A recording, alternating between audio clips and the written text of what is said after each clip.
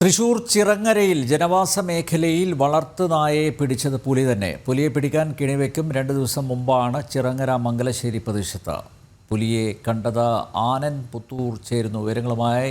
ആനന്ദ്, എന്തായാലും പുലി തന്നെയാണ് ചിറങ്ങരയിൽ ജനവാസ മേഖലയിൽ വളർത്തുനായയെ പിടിച്ചത് എന്ന് സ്ഥിരീകരിച്ചിരിക്കുന്നു. പുലിയെ പിടിക്കാൻ കെണിവെക്കും 2 ദിവസം മുമ്പാണ് ചിറങ്ങര മംഗലശ്ശേരി പ്രദേശങ്ങളിൽ പുലിയുടെ സാന്നിധ്യം അത് നാട്ടുകാർ അറിഞ്ഞത്. ആ പ്രദേശത്ത് പുലിയെ അവർ കാണുകയും ചെയ്തു. ആനന്ദ്, എന്താണ് വിശദാംശങ്ങൾ? കഴിഞ്ഞ ദിവസമായിരുന്നു ഇത്തരത്തിൽ ഈ പ്രദേശത്തെ വീടുകളിൽ, അതായത് ജനവാസ മേഖലയോട് ചേർന്നുകൊണ്ട് പുലിയുടെ സാന്നിധ്യം ഉണ്ടായിരുന്നത്.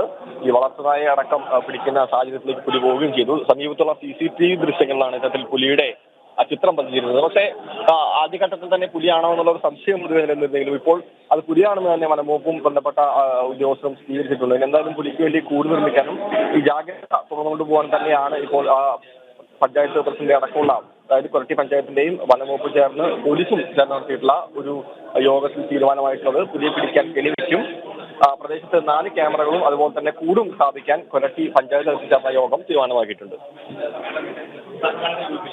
തൃശൂർ ചിറങ്ങരയിൽ ജനവാസ മേഖലയിൽ വളർത്തുനായയെ പിടിച്ചത് പുലി തന്നെ എന്ന് സ്ഥിരീകരിച്ചിരിക്കുന്നു. പുലിയെ പിടിക്കാൻ കെണിവെക്കും 2 ദിവസം മുമ്പാണ് ചിറങ്ങര മംഗലശ്ശേരി പ്രദേശങ്ങൾ പുലിയെ കണ്ടത്.